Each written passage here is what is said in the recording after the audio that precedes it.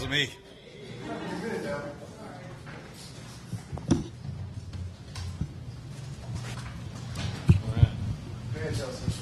Jay, at the start of camp, you were candid about how much Robert would need to develop and learn as he went through camp and learning, particularly your passing system and your day from the end of camp. Can you assess, I guess, the good and the bad and how far you are progressing? Well, there's been a lot of good. There's been some bad, as most quarterbacks go through in training camp.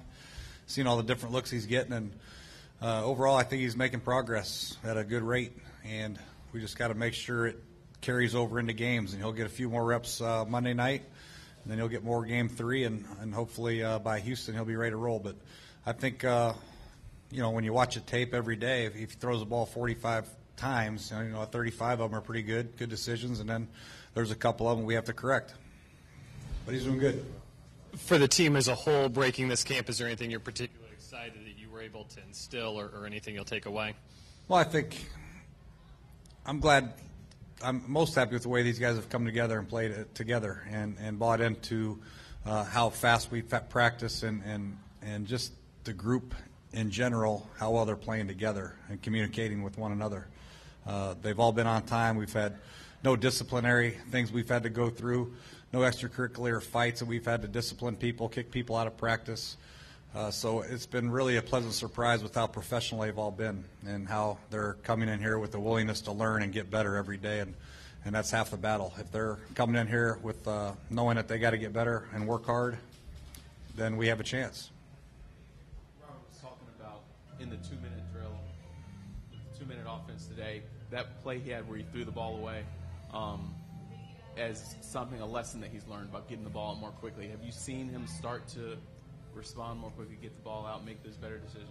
Yeah, and it's frustrating, I'm sure, for him sometime. Like I said before, he wants every play to be successful, and if somebody's not open, he wants to buy time and try to find somebody, but sometimes the right play is to throw it away, and that's just going to come with a maturation process, and especially in 2 minutes. You don't want to hold the ball forever and then throw a 5-yard check down and the clock's running. You want to get the ball out of your hands, stop the clock if you can. If nobody's there, we'll come play second down or third down. So I think he's coming along, and it's just continue to drill it in his head that every play is not a touchdown, that he's going to have to take what the defense gives him, and sometimes they won't give him anything, and he's got to make the right decision. He's got the keys to the franchise in his hand, and he's going to take us a long way. So he's got to make the right decisions, and we're counting on him to do that. It is pretty good, isn't it? Jay, when you're coming off of 3-13, you obviously have jobs that you are open and trying to evaluate guys. You got young guys who you drafted, and they're just they're sidelined right now. As a coach who's trying to get this program up and running, just how frustrating is it that these guys who you'd like to be able to plug in there and give them opportunities, they can't go? It's frustrating for us as coaches in the evaluating process, but it's also frustrating for the player, I'm sure, and it's not their fault. They're getting dinged up, or Jordan Reed has a stomach flu or what have you. It's just part of the game, and it's a very physical game, and there's guys rolling their ankles, pulling hamstrings every day across the league. It's just unfortunate when it happens to a guy that is a critical evaluation state, So the job is now to get into rehab and do their due diligence in there, let Larry take care of them, and make sure when they do come back, they come back 100 miles an hour, because time's ticking, and we have to make those tough decisions. So, yes, it is frustrating for the player and for the coaches. Coach, you talked yesterday about DeSean Jackson, his ankle, and making sure he's not doing any hard cuts, getting him ready for Monday. He practiced today. Any progress? Is he still on track for Monday against Cleveland? Yes, he practiced a lot today. I think he went all the way through until the last 2 minutes, which he probably should have gone through, but I think he just felt like he did enough, and I think he's coming along at a good pace. He did some cutting today, scored a couple touchdowns, obviously, so he's in good shape. I think now it's just a matter of letting it go for a whole practice, and hopefully we'll get that done tomorrow, barring the rain. And, of course, we still have Thursday, Friday, Saturday to get him ready. So I think he'll be fine by Monday. Jay, is there an area with Robert where he's progressed more than somewhere else over the course of these 3 weeks?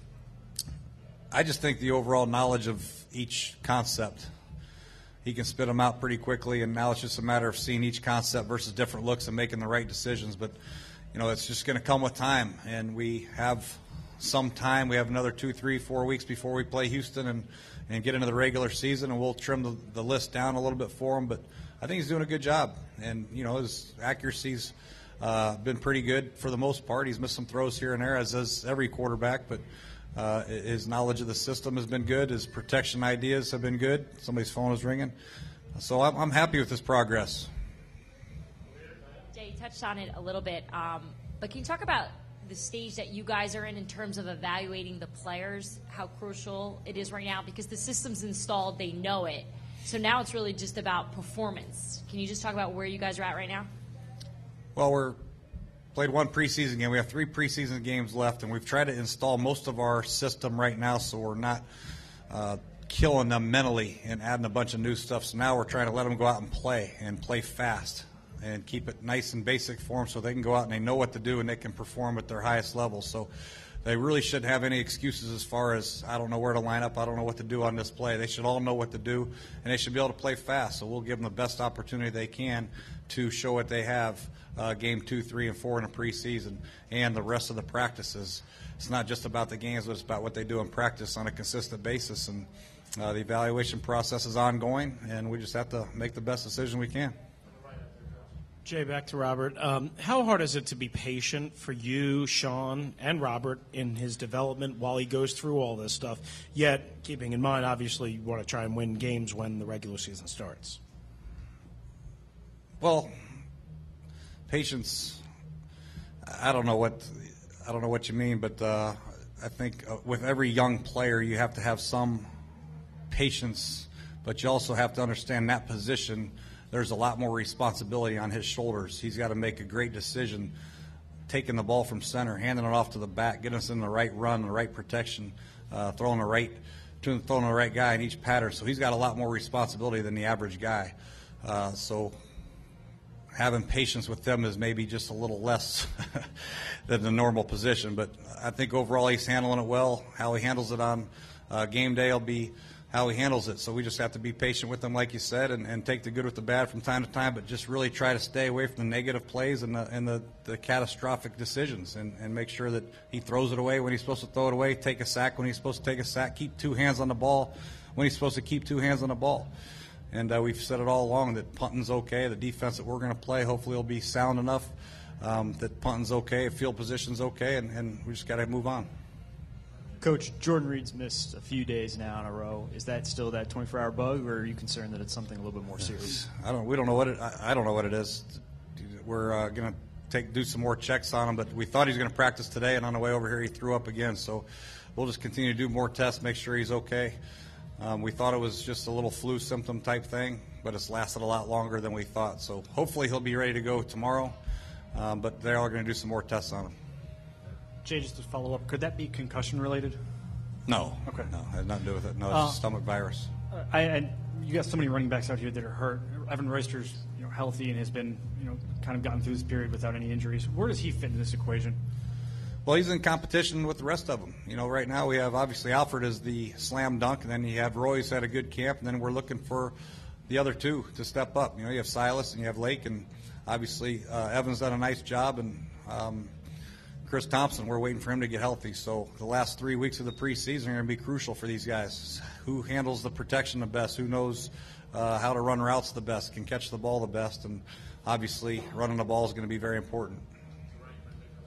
With everything coming to an end here in Richmond tomorrow, how would you assess yourself as a first-time head coach? The Richmond in general? Just man, it was great. I thought it was great. From the hotel to the facility here, we have everything we need. It's been first class. The fans have been great. You guys have even been pretty good. It's pretty good. But overall, it's been a very smooth process. And the one thing that I wanted for our